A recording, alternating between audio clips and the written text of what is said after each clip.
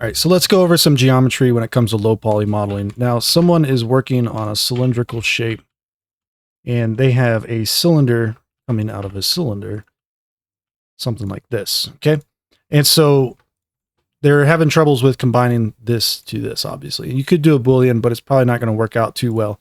And there's something I kind of want to point out here. If you were to model a cylinder out of this, more than likely you're going to end up using something like loop tools. And you would probably grab a square selection. You would maybe inset it. You might run loop tools. You might do circle, turn flatten off. You might set the radius, do all this fun stuff here. This is probably how you would model it, right? So then you would just extrude it out. And notice something that happens when we do this. It's a lower resolution than this, okay? And so when you're doing Booleans, and this happens for a lot of guys, they do Booleans with the wrong density of geometry. The reason this is so important is because think about these little corners here on how they're actually working out here. They're being inset basically, so it's going out to another edge up here. But that's not like the only way you could have done that. You could have done it a little bit different.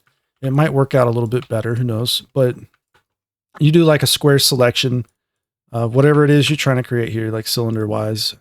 Oh, wrong. Let's do that. And let's do a circle.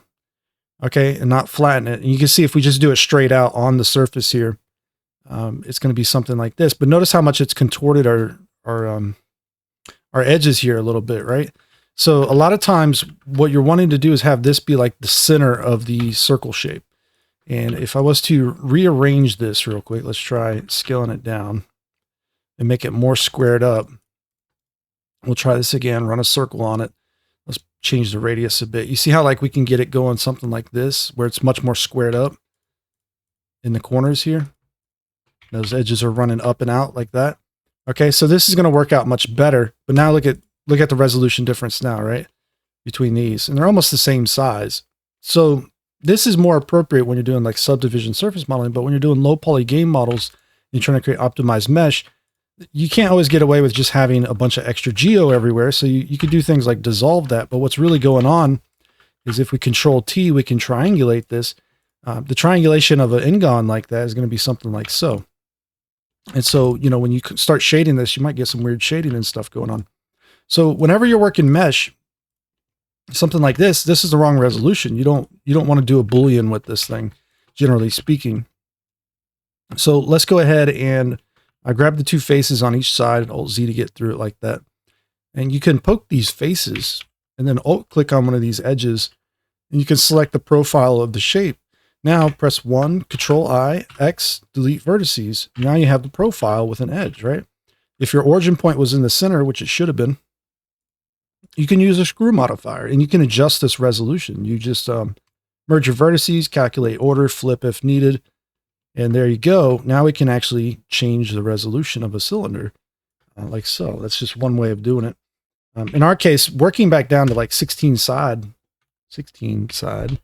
would probably be more appropriate. So 32 to 16. And I talk a lot about this in videos where when you're doing bevels or working on cylinders, a lot of times you want to use things like either as a 6 or an 8 base. So like an 8-sided cylinder or a 6-sided cylinder, but that's not entirely accurate. It's really by 2 is something that you're looking for. So when you're working on like really cheap mobile assets, if you want to represent a cylinder, you could use a triangle, believe it or not. So let me just give you an example of that. We take this same cylinder here and let's just bump it on down to 3-sided. All right. It looks terrible like this right now, but let's apply the modifier there real quick. And just for speed's sake, we'll shade this auto smooth. Well, actually we can't shade it. We can't shade it auto smooth here in 3.6, just set it to 180 though. And we'll sharpen these. So Control E, mark sharps. All right. So in the difference between this and an actual cylinder, sometimes it's almost hard to recognize or hard to see. So if we had a higher density cylinder here and shade it auto smooth and go ahead and mark the tops and the bottoms, mark sharps. So just from a side view, like they're pretty comparable. It's not obviously identical, but they're kind of identical or comparable in a sense that they both kind of give the impression of a cylinder, even though the silhouette is wrecked when looking at it, angles and stuff. But the shading kind of gives you that same impression, right? So, you know, on mobile assets, you might even be able to get away with something like that. Not even a big deal. For very low poly games, that's something that could happen or occur. You could use squares even, just regular cubes. and shade those smooth in the same way. It'll come out relatively similar. But the main thing is that, you know, we want to combine this to this. So we got to think about how we normally model it. If we line these edges up right here, this could be useful a lot of times. And so changing the scale of your object can be quite useful. It's not always possible though. Sometimes you just end up going too far. It's got to be a little bit smaller. And in that case, you might actually change the resolution of the base cylinder. Otherwise, you're going to have a hard time working these out, but it's not impossible. You can. You just have to remember how triangulation works in your shading and everything else.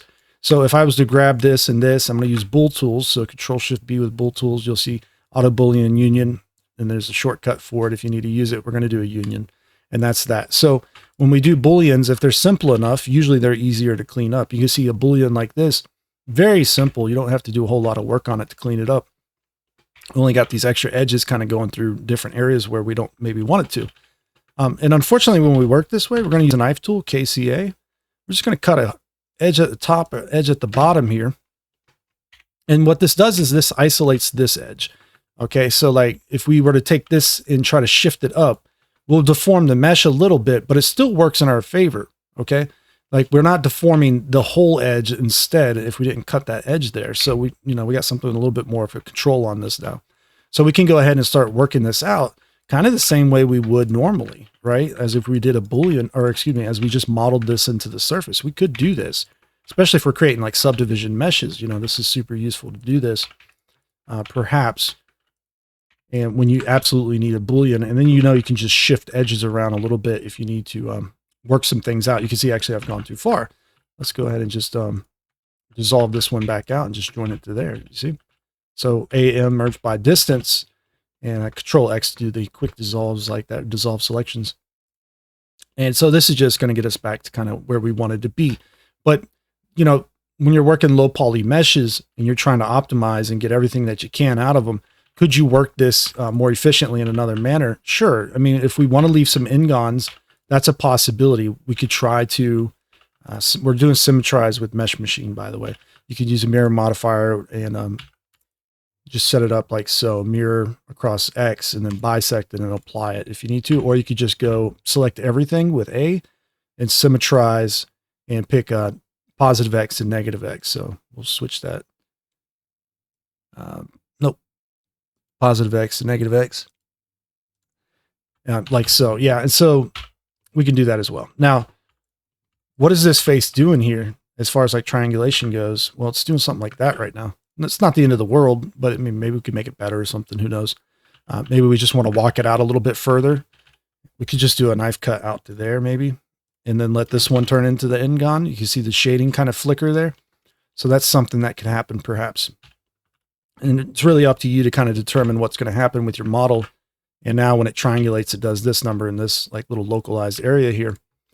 And you can kind of keep repeating that process perhaps to work it back down. But you really need to just get in kind of tune with the triangulation of your models to kind of start understanding what's going on here. Whether they're quads or ingons, they're going to triangulate at the end of the day. And that triangulation plays a role on how it shades and how it looks. And, software like 3D Studio Max, you can reorder how it triangulates anytime you want. Blender, you can't really do that. You can on a quad, for example, like we can't see the triangle in here, but there's an option, Control F, face data, you can flip quad tessellation. And so if we pull that out, you'll see there's the triangulation. Now we Control F and flip quad tessellation. It'll actually run from here to there now, and it's a little bit harder to see. So it actually looks better when it shades that way compared to that one right there. So let's just go back and get that out of there. That's why you should try to keep your faces flat if possible, and try to work them out anyways. But a lot of this stuff we're not going to need at the end of the day. Like how much of this is contributing to the silhouette, like these edges and these verts and these triangles over here? They're not. We don't see any detail difference change here at all from those. So like how far can we push a model like this and start working it out? Let's just try GGing that twice down and GGing twice this up and merging it and see what happens here. And we can see like, let's shade it auto smooth 180. Let's start adding some sharps on this real quick. I'll do a boundary select. Remember there's loops, boundary loops, inner loop regions, rings, right? And then more and less, and all this fun stuff in here to play with. Set them to shortcuts or hotkeys if you need to. Boundary loops is a super useful one. And we can just go ahead and just mark, Control E mark. Nope, not seeing sharp. And we can do that on things like this as well, very fast. You see, so it's all sharp edge now. And you can see what happens here though, like the triangulation that does occur, running all the way up in this direction, it's noticeable here, right? Like it's barely noticeable, but it's there. And so we have some options to fix this. There's a few different ways you might be able to go about fixing it. But one of these is like when you're doing low poly game models, you might use sharps. It happens even on mid poly models. Guys will use sharps as needed, when needed, in order to so just save some triangle count. It's something that's going to happen. But let's just say we got rid of all of these. And a lot of you guys don't fully understand maybe what a mid poly is. Let's dissolve the middle there. So we're going to select some of these edges here, and we're just going to chamfer them. The idea of a mid poly model is that it's going to hold its own shading on its own for the most part. And so if we just add at least a chamfer, or we can do bevels if we wanted with 2 segments or more. Chamfer is going to be 1 segment. If we go ahead and do this out like that now, you can see it already looks a lot worse than it did before. And it should be holding its own shading, right? Well, we need another thing to happen here. We need a weighted normal modifier. We add the weighted normal modifier, check keep sharps, face influence, and you'll see it still looks, it looks better, but it's still got some like weird shading issues in here, even with this. And this is where it gets tricky, because what's going on is when you're shading with sharps or even with weighted normals, the binormals here are extremely important. And so if I turn on the binormals, the split normals that is, and you can see they're not actually split with the way we're doing it right now, but they're kind of pointing in all kinds of different directions. And we can influence the directions of which these point. With this modifier on, right, if we can see it in edit mode, this is what it's doing. Like this is the original shade auto smooth, right? And then we click it on, it's starting to do something like this. It's kind of straightening them out based off of the faces, but they're not perfectly straight. And we influence it to 100%, they start to go a little bit more, you see? But oftentimes 100% doesn't look good on bevels and things like that. So keep it at 50%. All right. That's going to be more correct, but we want to be able to straighten them out more. This is where face influence comes into play. We can actually go through here. We can grab these different elements very quick like this. And it's only certain ones you want to do, maybe not on the bevel itself, but all these ones on the sides of the cylinder here. And now what we can do is we can go ahead and Alt N, and we can set these to strong. So this is going to be like setting it to 100% basically. Okay. And that's all it's done. It's changed it a little bit. Is it going to make it look better? Maybe a slight bit. It doesn't always give you 100% what you want, but yeah, turning it on and off. Sometimes it looks better. Sometimes it doesn't even look better. You might just leave it at 50. By default, all face strengths are going to be at medium.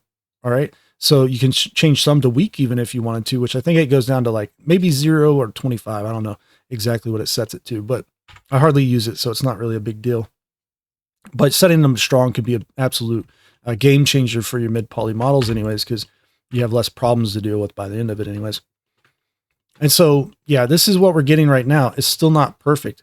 And this is where something like a data transfer can come into play as well. You can actually do data transfers after this step to try to even fix things even more. So we know this was a 32-sided cylinder. Let's just go ahead and pull this right here. So you'd have to match a cylinder to this basically. You can use a 32-sided one for this. You'd also probably want to go ahead and put sharp edges in this. If you have hard ops, obviously you can just hit sharpen and that'll be good to go there. This object, let's hide it. Press H so we can see on the outliner it's hidden. We can grab this object, make sure we select all of these faces. Hit Control G, we assign a vertex group. Okay. When we hit Control G now, we have that vertex group. We can do a data transfer. Okay, so we use the data transfer modifier and we sample the hidden mesh, the perfect cylinder that we had underneath it. Boom, just like that. So here's where it gets fun. We're going to do face corner data. We can use custom normals. Okay. And we want to limit this to the vertex group down here. And so that's going to change only this area now. And you'll see like, it doesn't actually look that much better right now. We have different options here for this thing. Now by default, it's using this one, and we can also try projected. All right. Projected often works well if you want to try using that one as well. But so now we can see, without the data transfer, like without it, it doesn't look as good. With the data transfer, it does look a little bit better. And we can't actually get away with having just, not as good of topology for something like this potentially, if we're careful with what we're doing and how we set it all up. We do run into another little issue here though, that I do want to point out. I'm going to add a triangulate to just show this one off. When we triangulate, keep normals. Okay.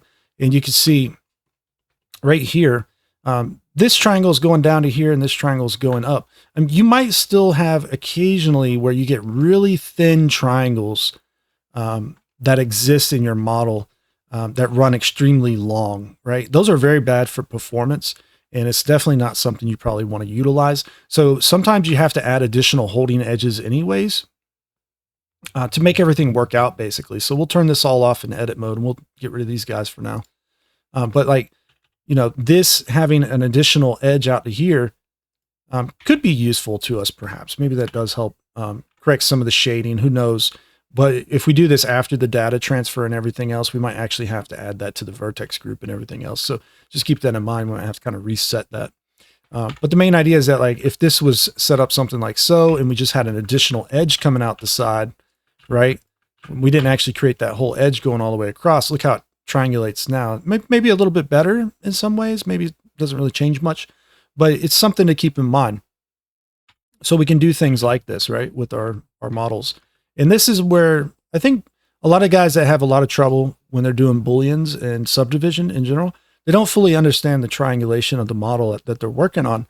And they don't pay attention to it because there's no way of like really previewing it except for putting a modifier on. And nobody teaches that on YouTube. So you get like little weird things go on, like this whole area here. Like this isn't really triangulated the way you would want it to be triangulated. And then it's little optimization steps like this that sometimes really mess beginners up. If you actually come in here and hit Control T, a lot of times this works out okay.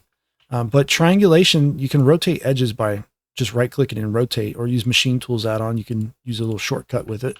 But yeah, you can actually go through something like this and start to change the triangulation of this area and start to get it to run a little bit differently, perhaps.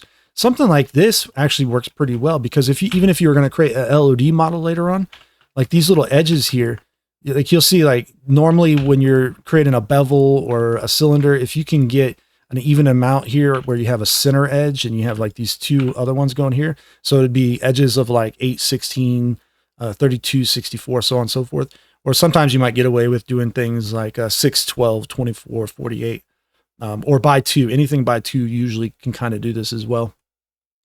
You don't usually want to use odd numbers unless you have a specific reason for it. So just keep that in mind. But the main thing is that right here, like we could, in fact, come through here later on if we wanted to create an LOD model, and we can dissolve that down. Now you'll notice down here at the bottom, we didn't dissolve this one, but we would eventually have to reduce the whole model overall. And so we would end up doing this number all across on these ones, right? You can see it's getting rid of those extra edges going up and down for the most part. And it's going to start reducing the main cylinder along with it. And now we did that one, so we skipped this one. Now this one gets reduced, this one gets reduced, and so on and so forth. And we can take these all the way around, and we should, with any luck, because we're doing every other one, we should end up, whoop, we went too far anyways. The whole cylinder reduces along with it, okay? And so we end up with this, and now our shading's gone to heck, mostly because we probably have to do a different kind of data transfer, more than likely with a reduced cylinder, but we might get away with using that same cylinder. Let's just find out. We got to select all this stuff again and see if we can just assign all this to that same vertex group. So we're going to Control G, assign to active group. So it'll use the same vertex group. Now, when we do our data transfer, I might have to reset it. By the looks of it, I think we're going to have to. Okay. We'll get rid of the triangulate for now as well. So let's just click on a new data transfer. Sometimes it loses its setup. So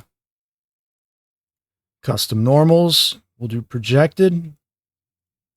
We'll use our vertex group, and there we go. And that's it. So you can see even at this one, we haven't lost it yet. A lot of manual work going on here, but guess what? This is where you start to understand, like, how important resolution can be sometimes, and custom normals. Like, you're not going to always make a model where it absolutely works out 100% the way you wish it would. Sometimes you do have to have an extra vertex on a surface somewhere where it really shouldn't belong. There's ways around all the problems that you run into, but you really just have to know these kinds of different techniques to make it happen, right? There's like little, just little workflows out there that exist that, you know, aren't so apparent when you're watching a normal like Blender modeling tutorial, perhaps. And so optimizing your mesh, being able to have a model that's going to reduce very well, a lot of this can come into play and can be pretty important. Even something like this, for example, you know, it's not contributing to our silhouette at all. So, I mean, could we just go ahead and reduce all this down to like a point right here, maybe, right? Or could we dissolve that even? Maybe, I don't know. Maybe we could. Let's see what happens, actually. We'll try it. Might have to once again reset that modifier up, but weighted normal, you can see I forgot to check that one on. Yeah, see, even the data transfer now, I mean, this is as optimal as you can possibly get on something like this. The only problem with this one now, though, I think is going to be this edge is running either down here or up there. And that's kind of one of those little triangles that you probably don't want to create by accident, where it's, I think it's just too long and too thin. I don't think that's a good call on that one. So, you know, that little edge that was cut out from here to there was probably a good call, to be honest. And you'll have to play around with these ideas, though. It's not so crazy. And if you ever do something like that, you just say, like, you know, that edge, Control G assigned to the active group, and it should just be good to go now. All right, and so that's the secret to mid-poly models, guys. There's no high to low poly bacon necessarily on a mid-poly model. It doesn't mean they don't do normal maps. It doesn't mean you don't take them into a Substance Painter and do a bunch of hand painting on it. What you're going to do is end up using material blends on mid-polys usually, where you have like 3 materials that are across the surface, perhaps. Then they're using RGB masks or other types of mask packing that might be available, depending on like what your tech artist set up or whatever. And so, you know, like models in something like Cyberpunk, for example, a lot of them are mid-poly models. They're made almost identical to what you're seeing right here for the most part, where they're just set up in this manner. And you can see like this triangulation up here. We still got to maybe, you know, work it around in different ways. See, this is actually good topo right here. Let me show you something real quick. Shift G, select coplanar. If we press Y, we rip this, right? And now we can rotate it. We hit R, and then go to the top view, you can just hit R or hit RZ, hold Control and snap it over. You'll see it doesn't quite snap into place where we want it. We got to use a certain number here. It's 22.5. In our case, negative 22.5. All right. And so we can do something like that, perhaps. And so now we can reduce this side and reduce that side. Or maybe we want it to line straight up and down like this. That would actually probably work out better. And now we got our 22.5, or excuse me, we don't have to rotate 22.5 in this case. Check this out. You saw it work. And that's because it's at 45 degrees. So think of it like this. You're doing a 90-degree rotation. Everybody knows how to do that, or a 45-degree rotation a lot of times. But what's half of 45? It's 22.5. What's half of 22.5? It's 11.25. And normally those are going to be your other values you want to use when rotating things, especially when you're creating like modular pieces and stuff later on. But you can see how practical that is on cylinders as well. It's one of those times it pops up. And so, yeah, we can just definitely go back through this later on and just kind of set this up however we see fit, rotate things around. And even when you have this, something like this, the way we had it when we originally modeled it before we started playing with the triangulation and everything, if you UV map that and you modify this mesh appropriately, you won't mess your UV maps up in the process. It's not going to happen. You could probably even leave that and hit Control T and maybe try that one. Yeah, that didn't work out. So let's go down, Control T that one then. All right. Shift G, select coplanar, press Y to rip it, RZ, and let's just put it right there. That's going to be some number I don't want to use. So let's, can't see my triangulation here. It's not helping me, I'm sure. Let's rotate some of these around. Press L to select it. Okay. If you need to. And in our case, actually, I mean, that doesn't matter either. We just need to rotate some things. It's already lined up.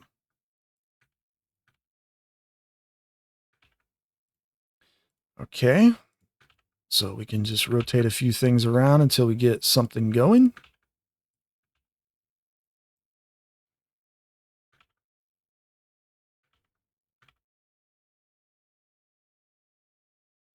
All right, not quite what we need, but it's close.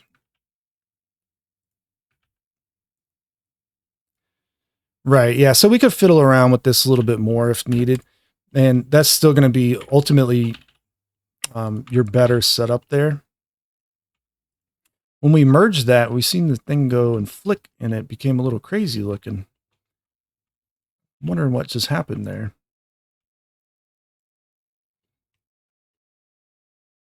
That was a little odd. Which one is doing that? That is the question. The data transfer? Okay.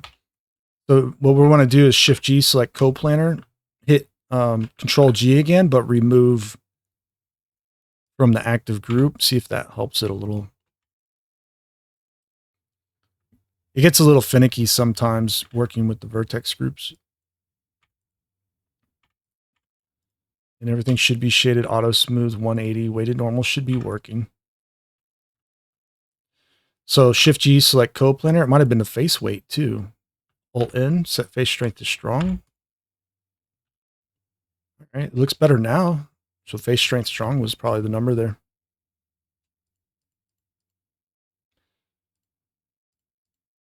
I still feel like these became off somehow. So let's just go ahead and remove everything from the active group. We'll go back through here real quick. Select all that. Use C to use the cursor selector. Okay, and assign to active group now.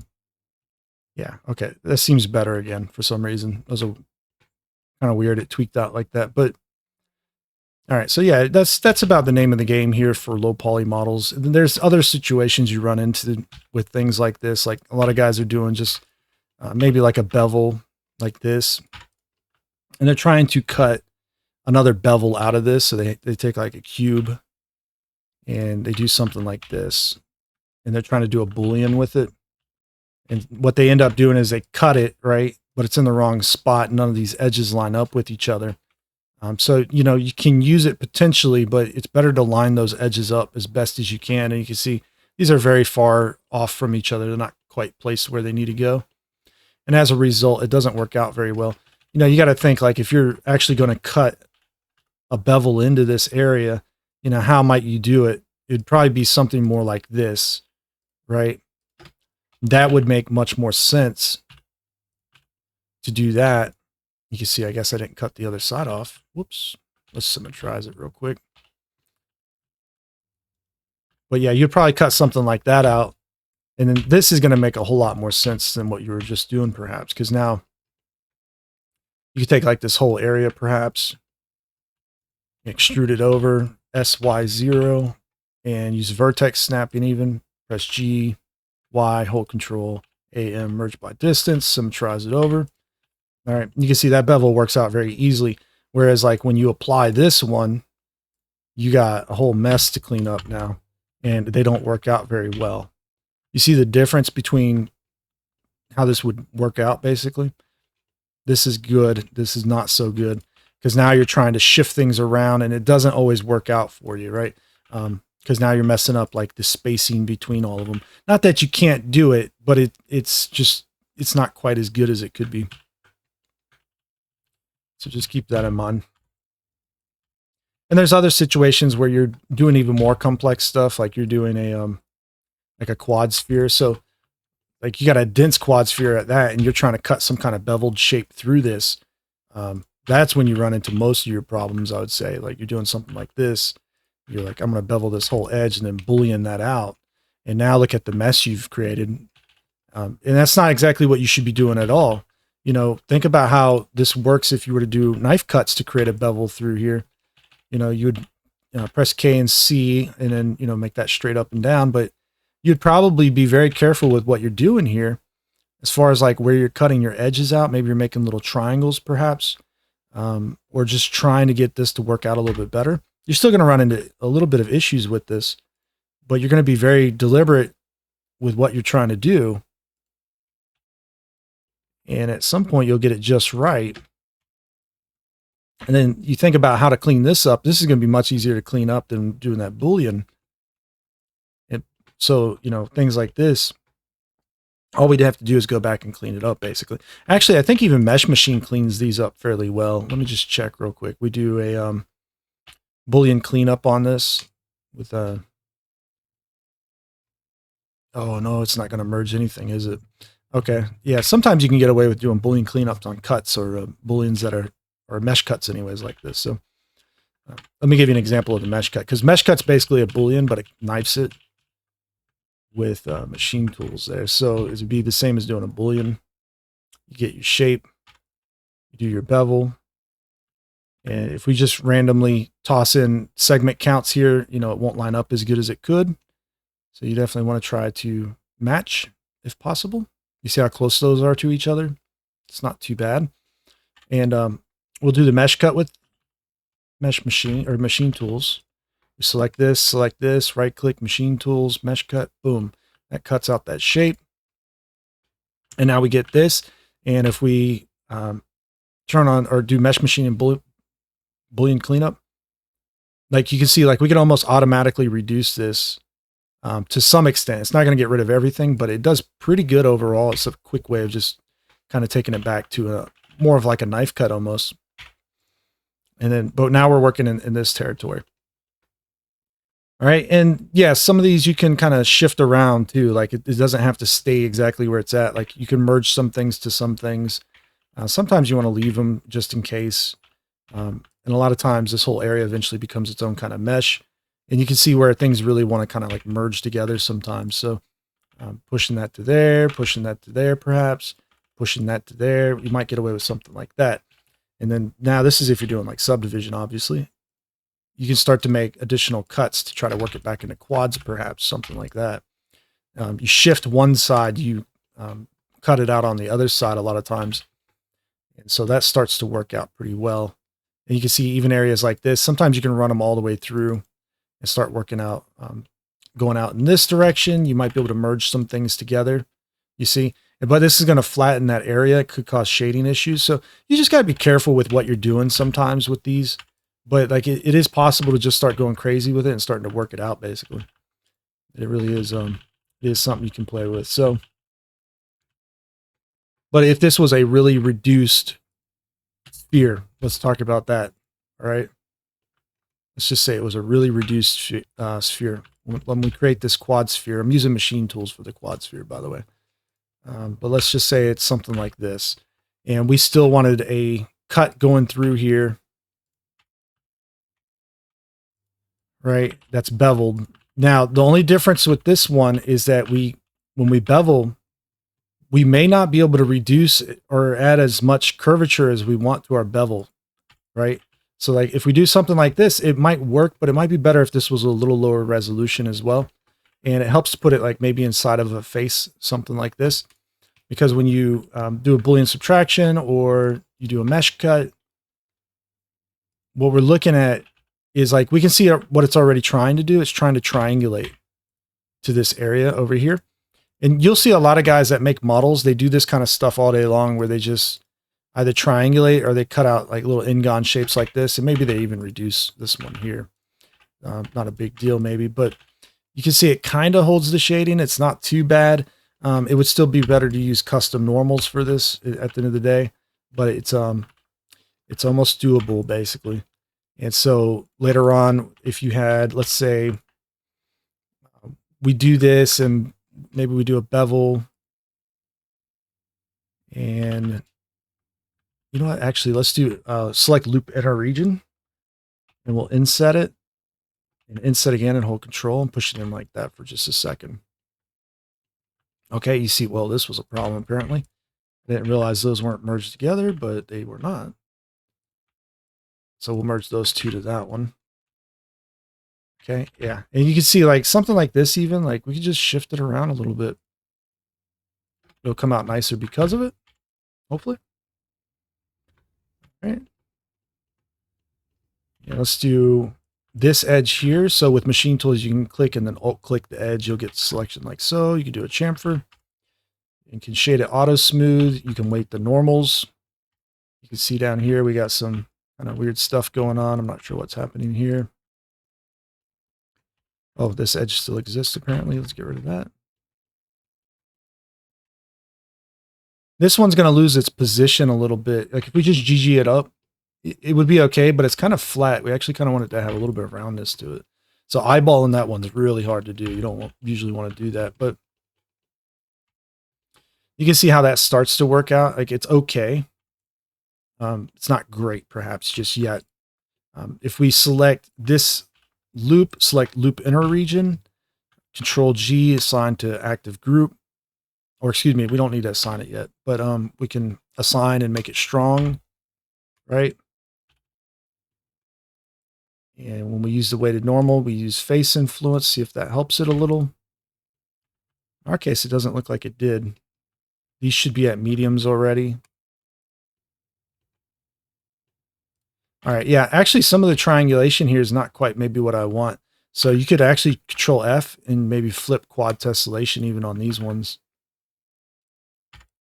And see if that works out better for you. And it kind of does, kind of doesn't. I don't really care for it. You can also try shifting these around and merging them. You can maybe even reduce them out, and it should still triangulate kind of the same way.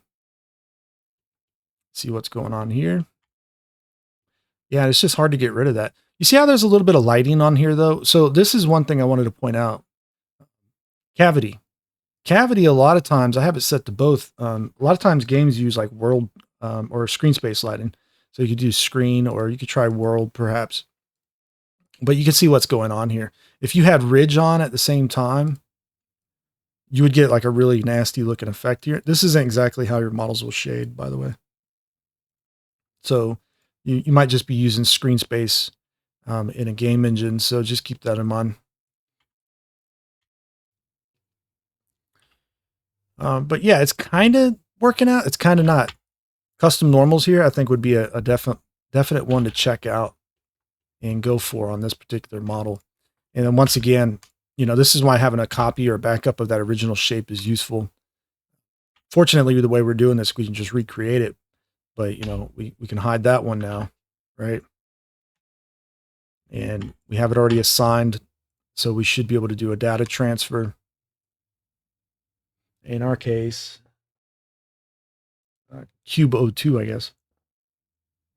And we will assign the vertex group, custom normals, face corner data, and use projected again. Right? So yeah, that's going to help us out a little bit. We could probably even do that on these inside ones here. Make sure we get it all selected, everything, and then assign to active group. Even though it's pushed heavily kind of far backwards, it's projected. So like, I think you can set project. Yeah, I'm pretty sure you can set the projection distance with ray distance there or something like that, but it still works. So that's the main idea. So even if you don't have like the optimal results here, that's what I'm getting at, is like, can we just dissolve some of that now? Does it work out? I mean, does it look okay? Yeah, it looks fun. So custom normals, definitely the way to go.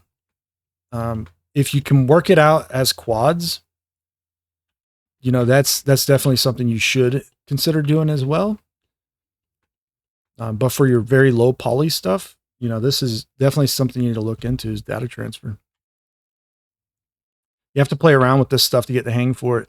Optimized models, data transferring custom normals, pretty common for game models. There's going to be times you need to use it because you just have to hit certain like triangle limits. But if you can avoid using it, it's sometimes better because you'll work more efficiently and faster if you can just, you know, you don't have to fiddle around with extra modifiers all the time. You know what I'm saying? But anyways, so yeah, working, you know, big cylinders to small cylinders, it's all about balance. It's all about mesh resolution, matching edges. And when you can't, it's, you know, custom normals for the most part. I mean, so that's the only reason I made this video for you guys that have a hard time understanding, you know, like how people get away with some of this stuff. Cause like you can imagine there's certain situations you'll run into this, like you are working a airplane or something, right? And a fuselage to an airplane, like a commercial airliner or something. You're literally going to be cutting in windows on the side of a cylindrical surface. What if, or like spaceships even, But what if these cylindrical surfaces and these windows are like this, you know? And what if these are also beveled?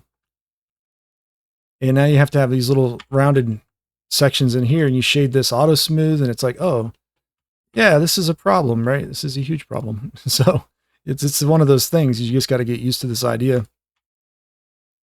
You can see even marking the edges sharp. I mean, you add in loop cuts all day long, all you want, and then join these together. This actually might work out better to some degree, but it probably won't give you quite the result you're looking for either. So you'll see this quite a bit in videos as well, where they do something like that. And you can see they're all going to triangulate out to like right here, basically. So that's not necessarily the answer to it. It's something that people do, but it's on cylindrical surfaces. This is not the answer. Usually on flat surfaces, you can do this. Okay. So flat surfaces, this isn't like the end of the world, basically. You can have all kinds of crazy triangulation on a flat surface. It will still work. May not be the most optimized, but it'll still work. And in our case here, you can see, like, we can still see, you know, it kind of works. It's hard to see it, but it's there. And if we had, you know, done a data transfer, it would work better. So we'd need another cylindrical shape and so on and so forth. And, you know, easier said than done sometimes, or maybe you can just separate some faces and just run something under it, you know, something like that. So data transfers kind of fall apart a little bit on, sometimes on sharp edges. It can kind of get a little squirrely, but let's just assign these to a group. We'll hide that other cylinder. If I can get a hold of it. There you go. We'll do the data transfer. We'll do, I don't think we need weighted normals on this. Let's just do data transfer. Pick that other shape. Base corner, customs, project. Use vertex group. Yeah, you see, like, this is one of those situations where it's like, oh, we're doing data transfer, but yeah, not quite what we expected, because when we assign that vertex group, these are all vertices assigned to it too. So it doesn't really work out that way, which is unfortunate. We need to split these, right? That's what we would expect. But even if we split them, it doesn't really matter at this point. So let's do a weighted normal. Up here, keep sharps, face influence. Maybe we do data transfer first and then weighted normal.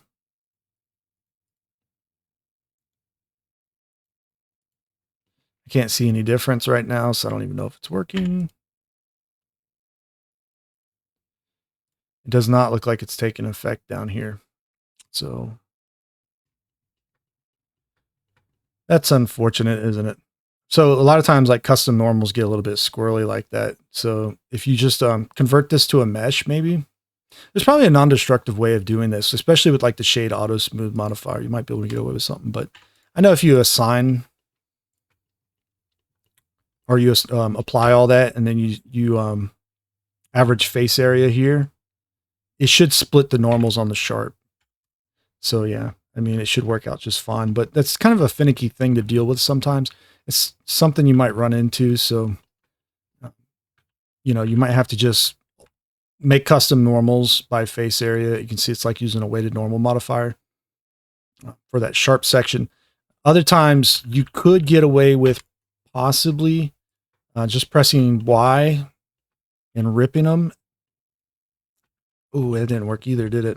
I was going to say it might just kind of recalculate for itself, but it doesn't.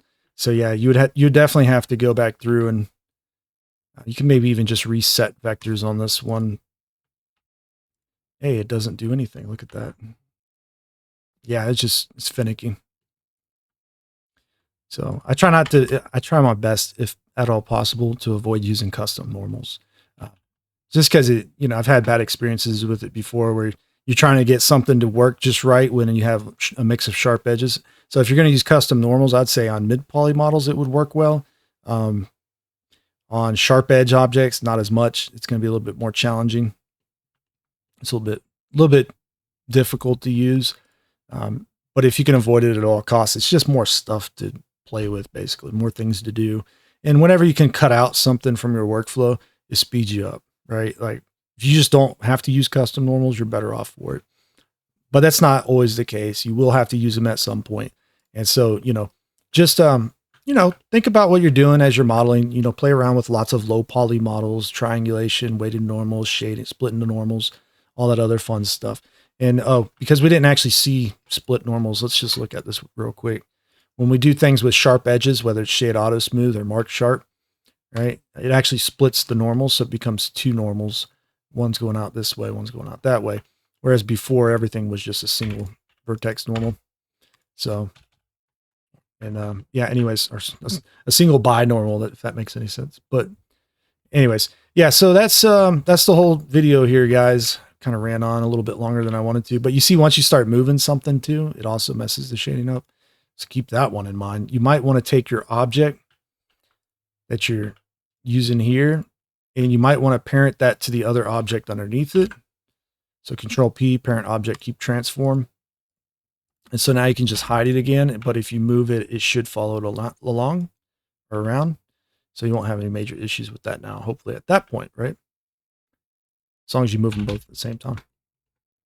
Anyways, so yep, that's the video, guys. I hope you enjoyed. I hope you learned a lot in it, and I'll check you out in the next one. All right, take care.